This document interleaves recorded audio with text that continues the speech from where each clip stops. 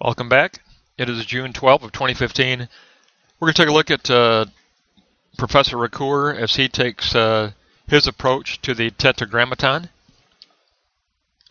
From Lacocque, we got the Jerusalem point of view on the Tetragrammaton. And now we're going to get the Athens point of view, the Hellenistic event and thinking, as the way Ricoeur describes it.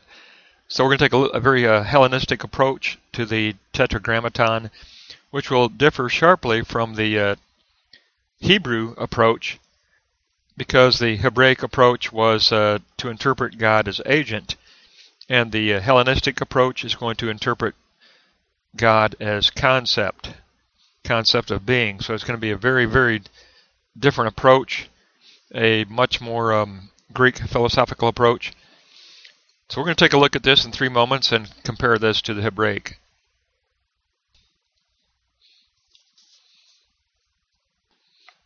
Ricoeur begins with the apophatic text of Exodus 3:14.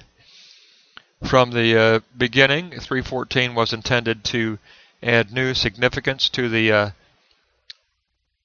sign value of being through the translation of Exodus into the Septuagint. And so this kind of triggered things, because once they put the book of Exodus into the Greek, Koine Greek language, it was a way to open the door to the Greek language and the Greek concepts of the Neoplatonic philosophy. Now translated into the Septuagint, it read, I am while being it. I am while being being. Now the Mosaic theophany was united with the being in Greek philosophy by being translated into the Septuagint. And so the interpretive translating moment, because it was an interpretation, anytime you translate, you also interpret, it became an originary founding event that inaugurated an entire Hellenistic interpretive history along the same lines as this conceptual view of being. Now the original Exodus account is dated during the Babylonian captivity when it was written, about 6th century BCE.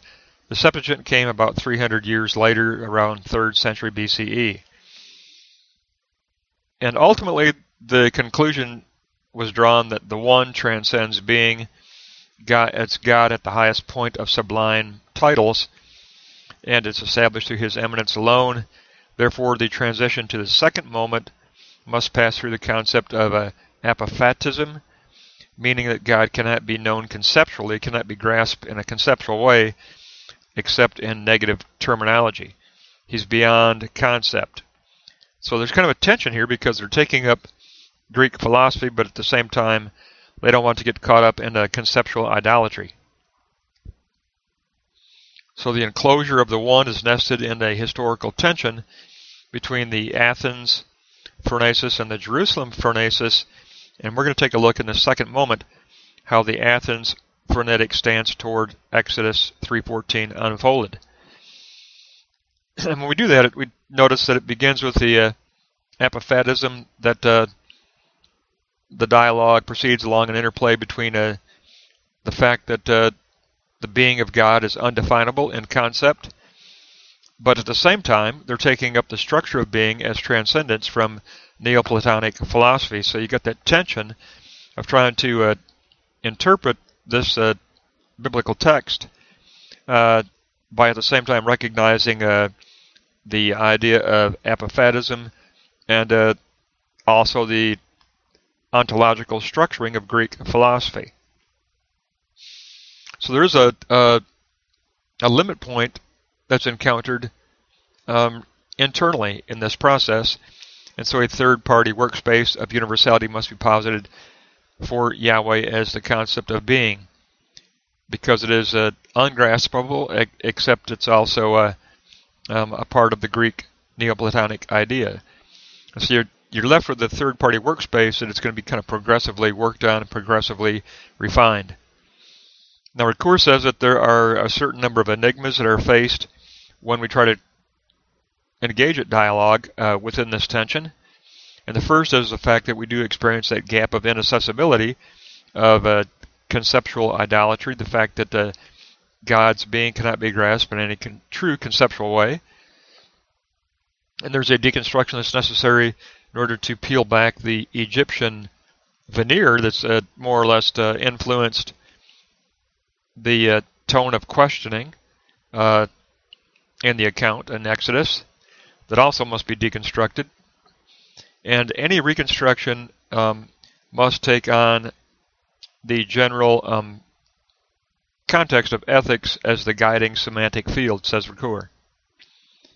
So the Tetragrammaton possesses the character of multiple sign meanings. It's a polysemic, which means it's open to multiple sign meanings instead of just a singular sign meaning.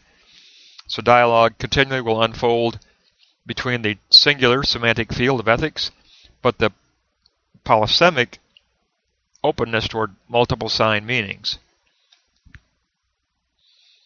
But at the same time, there must be a guarding against ontological abstractions and conceptual idolatry, trying to contain God's essence in concept.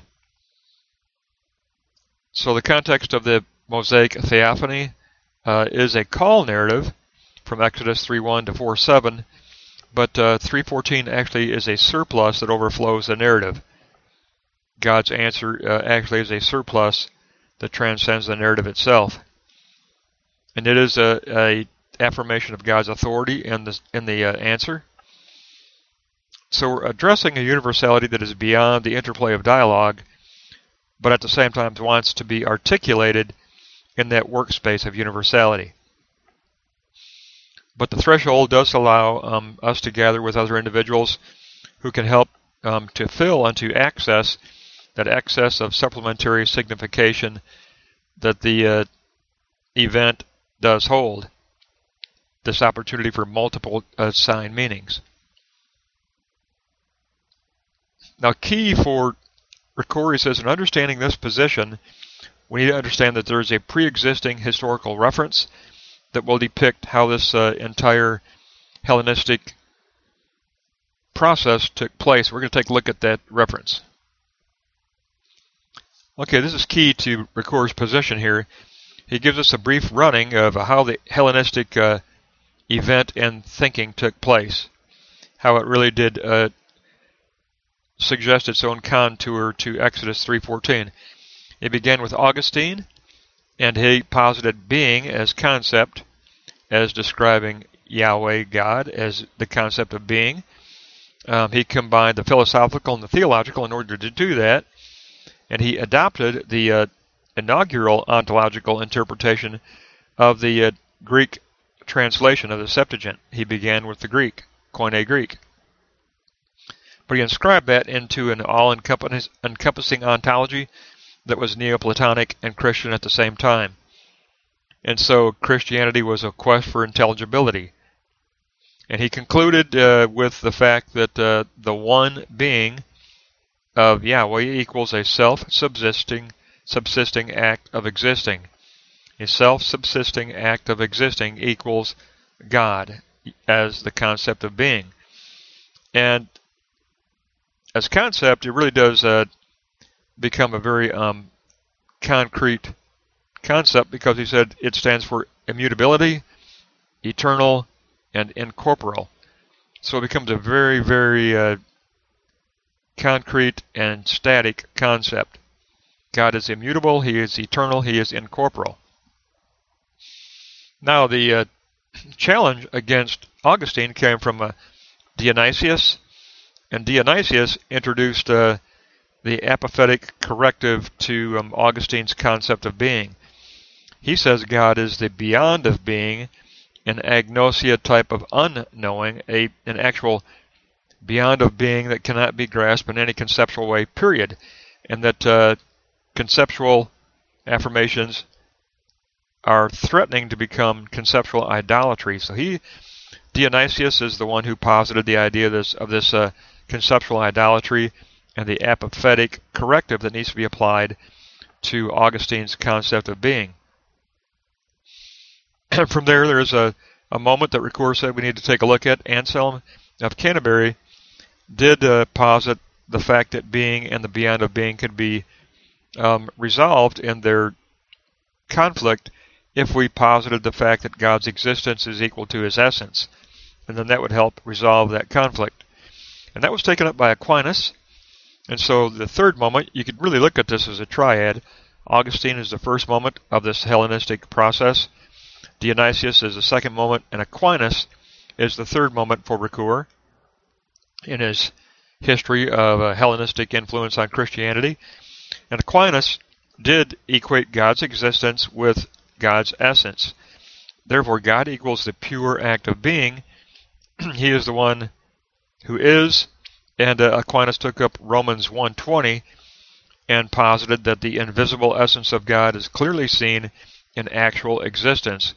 God's existence is equal to his essence. That is the very nature of God's character and his nature. So that was, he took up the Anselm idea, and he becomes the formal third moment for Ricoeur in his history of the Hellenistic influence. So we've got Augustine to Dionysius to Aquinas. Now to summarize this entire Hellenistic event and thinking, that's what Ricoeur calls it, the Hellenistic event and thinking. And he says to summarize it, you could look at E. Gilson and his 1931 Gifford Lectures, and he gives us the best summary. And so if we take a look at the three moments that are outlined by Gilson, he said, first of all, speculative philosophy of Neoplatonism provided the language of reason for Christianity after it had been demythologized. It was simply a supply of language.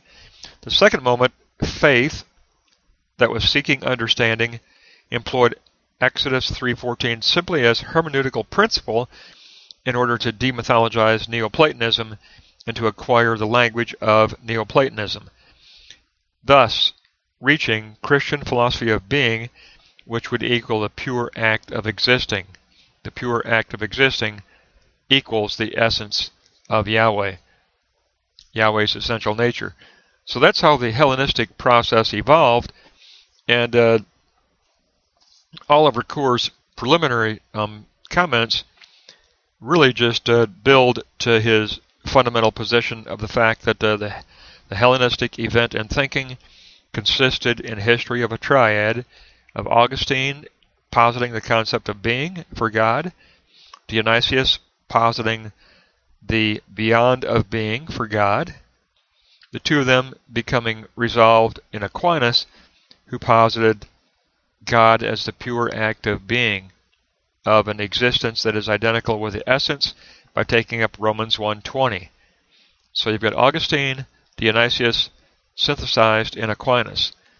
And that is the Hellenistic view, which is extreme. You can see it's an extreme curve of interpretive event, of interpretive thinking, very dramatically different than the Hebraic position that was presented by Lacocque.